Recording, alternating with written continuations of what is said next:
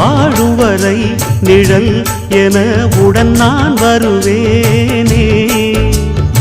ஏழ் பிறப்பும் உயிர் துணை உனை நான் பிரியேனே.